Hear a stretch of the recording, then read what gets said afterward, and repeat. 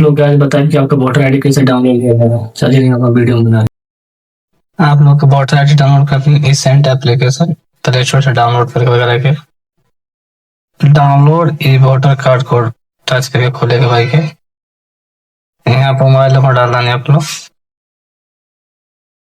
चलिए mobile number डालते हैं अपने ओटीपी आई, ओटीपी डाल के मैं सबमिट करके नेक्स्ट करे के बाद चलिए ओटीपी फिल करेंगे।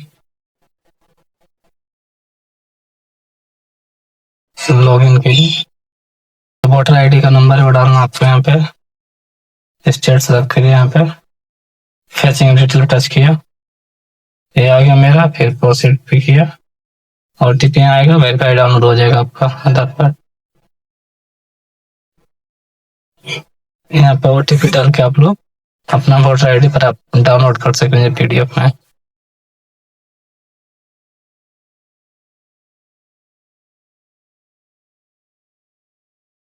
देखिए सफलतापूर्वक पीडीएफ डाउनलोड हो गया मेरे। ऐसे आप